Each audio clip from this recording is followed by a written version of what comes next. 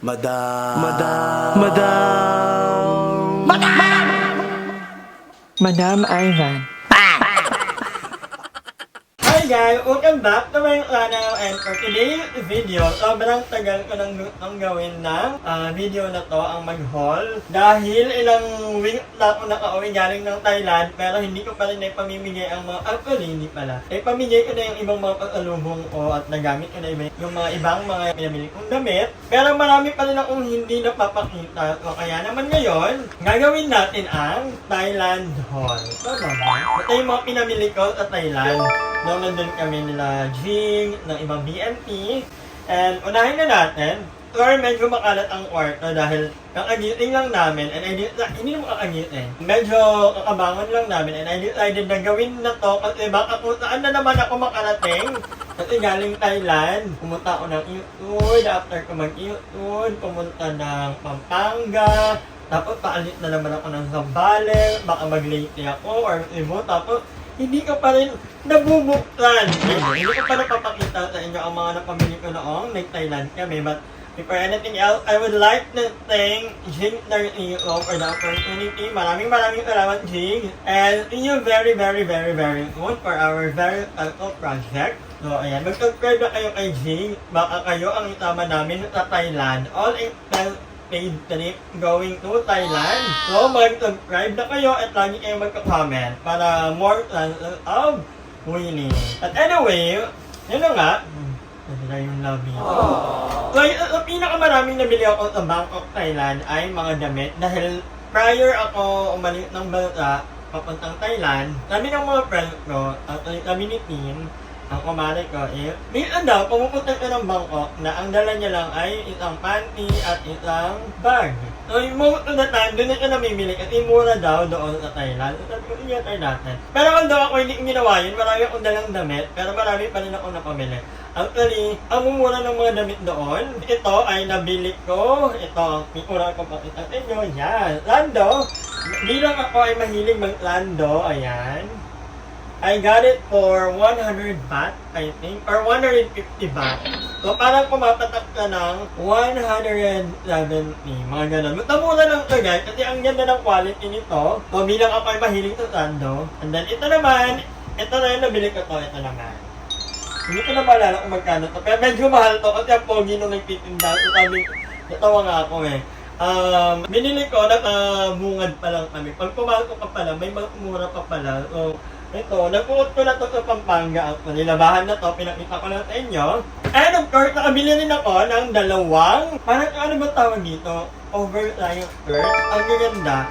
Dati bumibili ako ng ganito dito sa Philippines. Ang bili ko dito, nakabili ako sa Pampanga dati. Ang bili ko doon is 750 pesos. Pero, sa Bangkok, mura lang to. So, ang ganda. So, ayan.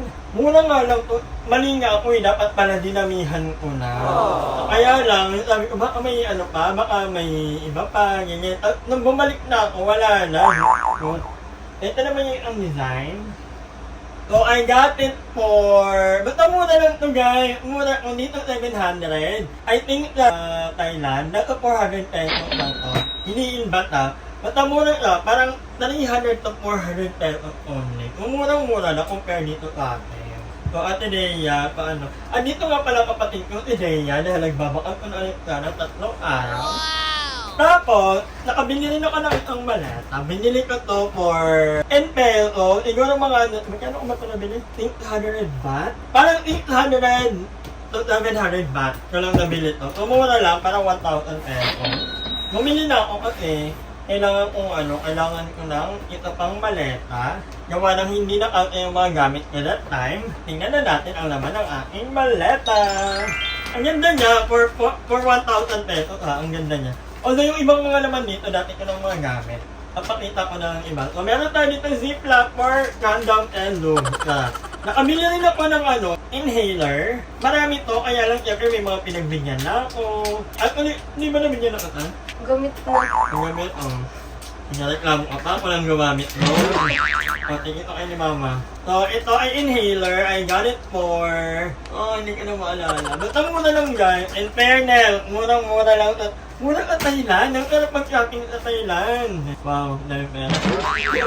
Ano nito, may nabili pa ako. Oh, taray. Nakabili ako ng t-shirt na overline. Hindi ko na maalala kung magkano to. Pero per ano lang to, parang in peso ha, in peso. Parang 200 peso. Parang 200 peso to. At hindi ako bumibili ng mga mahal. And then nakabili rin ako ng mga sando. Ang sando na to in peso is like 150 peso. Mga ganun, 150 peso. Pero maganda yung tela. Ang ganda-ganda ng tela. And peso na ako mag-ano. Ino-convert ko na sa utak ko guys. Para alam nyo na. Bumili ako para kay Jollibee. Every day is a good day. Ito ba yan? Ay, hindi pala. Aking pala. Ito pala yung Jollibee. This is for Jollibee. Ano, beauty comes in all things and sizes.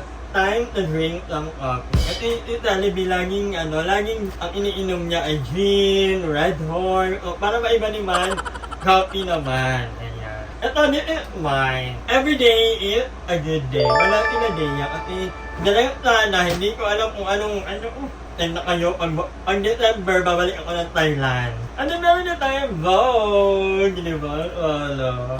Ito kay Darla, I think. Ito for Darla. And then, bumili ako ng ito pang Sando. Ito Sando is life for me. Yes, I am ignoring you. Ini-ignore ko yung mga bang. Ang cute nila, parang ang saya nilang initin lalo. So, minsan ilatumit natin yung mga banker, mga banker, alam mo, sikat.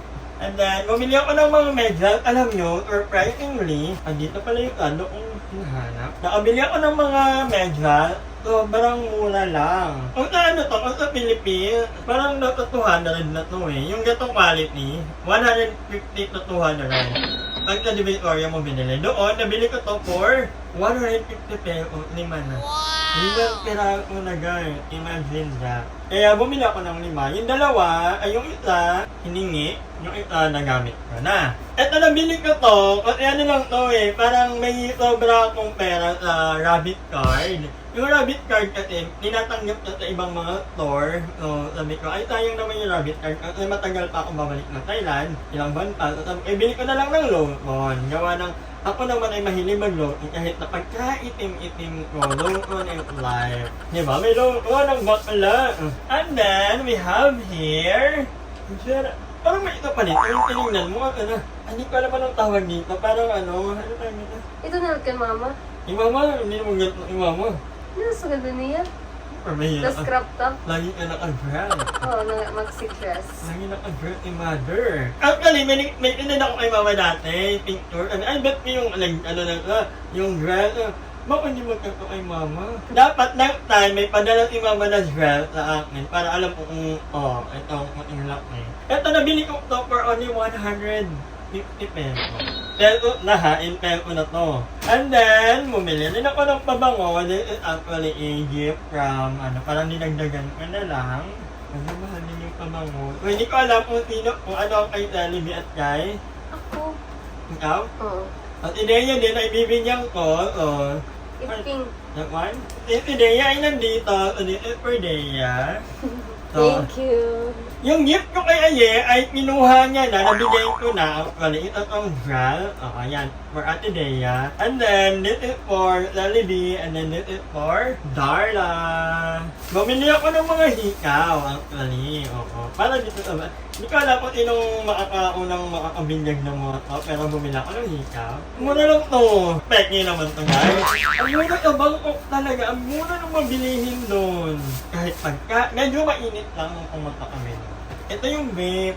Ito yung inasabi ko kung bakit makikilalamunan ko before, nung after namin anong nagpapaga kami. Vape to lang parang naiiwan niya. Hindi naman ako nag-vape talaga. I'm not recommending. Alam ko masama ang vape. O hindi ko ito nala-recommend. Kahit ako hindi ako nag-vape. Hindi ako nag-yoyoki. So, tinaray ko lang. May mga time na gusto natin mag-try, di ba? Ito lang. Ang dami kong napamiling mga biscuit guys. Wala nang natira. Dahil pagkarating, bigay ang mga batang, kapitbahay, mga Ito, nabili ko to, like, sobrang dami to. At naka-buy one take one to nung naka-buy one take one to. So, bumili ako nito mga 40 pieces, isa na lang ang natira. And then, nakabili din ako ng kinela, pang bahay ko. Okay, gusto ko lang kinela ako dito pa lang ng bahay. Kaya lang, malagkit, Ay, ito may nabili pa pala ako. Kagaya nung kanina, ito din. Perfect. Kato-kato lang sa akin to. Ito, parang 150 pesos din to guys. 150 pesos. Ang ganda ng tela, ang ganda ng pagkakatahi. Ito, may kakulay yung nabili ko kanina. Yung kanina mahal. Ito, mura lang. Sabi ko, dapat pala nyo bumili agad. Kasi pogi naman ang init-itin. Kaya napabili ako. Diba? Kung titingnan nyo, halos ka pareho. Iba lang ng design. Paano? Diba? At hindi pa nyo natatama. May isa pa. Ibang kulay. So, bumili na ako ng mga tinker. Kasi napapansin nyo na lagi ako nakasando. Kasi ang init na Pilipinas. Pero syempre pag may mga, kasi ngayon, tatanggap na po ako ng mga event. So, baka may mga gusto kayong over or may gusto kayong i-invite ng mga piyesta sa inyo. Pwede na po, lalaban na po ako. So, ganyan. Wala tayong gagawin sa buhay. Ito lang. Ito yung huli kong nabili. Lando. Another Lando. Ano yung cassette? Lang. So, yun lang naman ang ating mga napamili. Ang dami rin pala. Yun lang naman ang ating haul for today. So, I'm so happy. Dito pa lang sa maleta, gulit na gulit na ako. So, imagine, 1,000. Pagka dito sa Pilipinas, 1.5 yata to or 1.7, gano'n. Noon, nabili ko lang ng almost wala pang 1,000 pesos. Nakikipagtawalan po ako doon, hindi po tayo nagpapatalo. Dahil What the language? they speak a little bit of English. Although they have their own language. But maganda sa Thailand.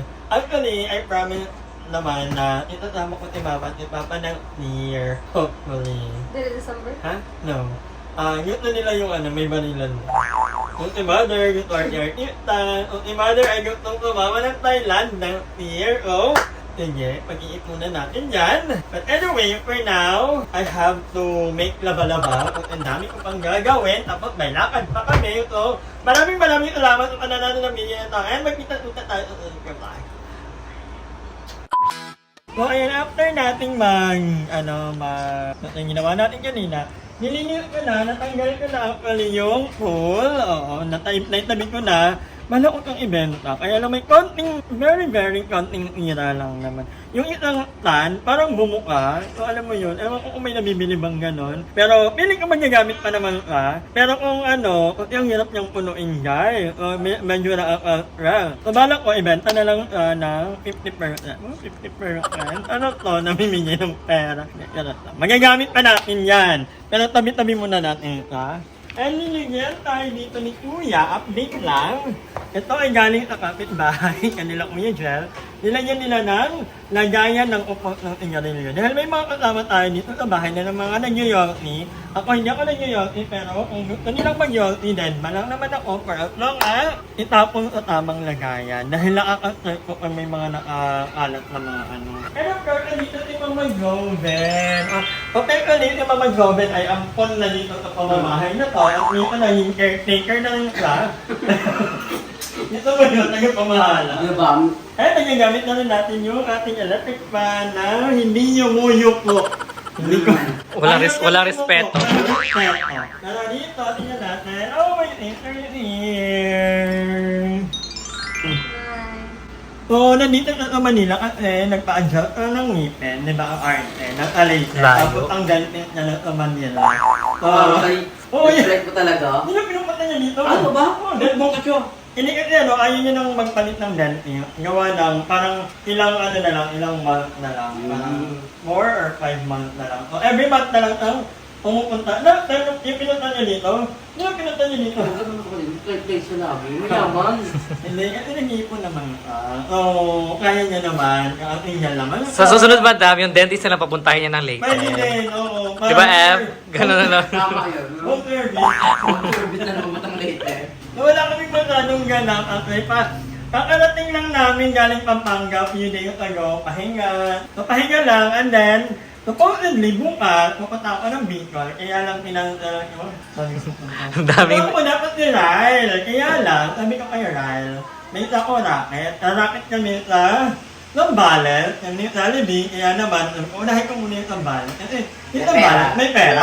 Yung Bicol, okay rin naman yun yung mga kapag-alawin. Pero, at yun, may pera kami yun. Ayaw naman, di ba? So, Libre lang din, te. tatamahan namin si Franchise. Tapos, makapag-content pa ako. Kasi, hindi pa ako nakapunta ng Zambales.